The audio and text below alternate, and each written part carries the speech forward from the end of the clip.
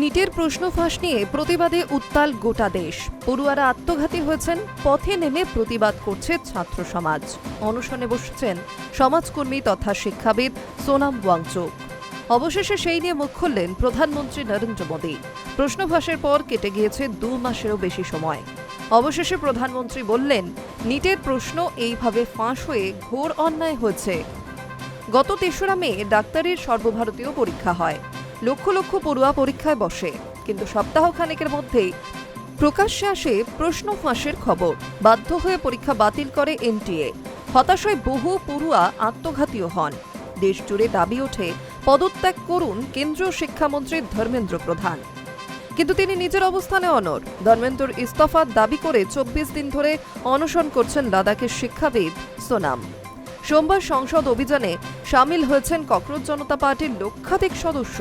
কিন্তু এত কিছুতেও নিট নিয়ে একটু শব্দও খরচ করেননি প্রধানমন্ত্রী।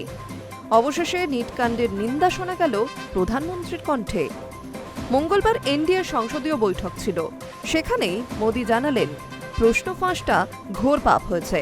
তবে প্রশ্ন ফাঁসের ঘটনা প্রকাশ্যে আসতেই সরকার পদক্ষেপ করেছে। যুব সমাজের ভবিষ্যৎ সুরক্ষিত করাটা সরকারের দায়িত্ব। 13 জন অভিযুক্তকে ইতিমধ্যে জেলে পাঠানো হয়েছে। নরেন্দ্র মোদীর কথায়, এই ইস্যু নিয়ে রাজনীতি করা উচিত নয়। সংসদীয় মন্ত্রী কিরেন রিজিজুও বলেন, নিট পরীক্ষার্থীদের কথা ভেবেই নতুন করে পরীক্ষা নেওয়া হয়েছে। অভিযুক্তদের বিরুদ্ধে কড়া ব্যবস্থা নিতেও বলেছেন প্রধানমন্ত্রী নরেন্দ্র মোদী। সেটাই করা হচ্ছে বলে জানান রিজিজু। প্রশ্ন ফাঁস নিয়ে প্রথম থেকে সুর চড়িয়েছিলেন রাহুল গান্ধী। রাজস্থানে প্রশ্ন ফাঁস হয়েছে, সেটাও তিনি প্রকাশ্যে আনেন। এক্স হ্যান্ডেলে গোটা বিষয়টি নিয়ে আবারও ক্ষোভ উগরে দিয়ে রাহুল গান্ধী লেখেন, 2024 সালে প্রশ্ন ফাঁস হয়েছিল, পরীক্ষা বাতিল হয়নি, মন্ত্রীও পদত্যাগ করেনি, কমিটি গঠন হলো, আবার এবছর প্রশ্ন ফাঁস হলো, সিবিআই তদন্ত হচ্ছে, আবার একটা কমিটিও গঠন হবে। কিন্তু মিস্টার মোদী, দেশবাসী আপনাকে কিছু প্রশ্ন করছে, কেন বারবার প্রশ্ন ফাঁস হচ্ছে?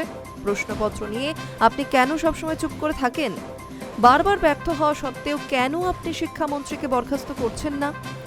এদিন নিট নিয়ে প্রধানমন্ত্রী অবশেষে মুখ খুলেছেন, কিন্তু শিক্ষামন্ত্রীকে বরখাস্ত করা হবে কিনা সেই নিয়ে কিছুই বলেননি। Hi news network.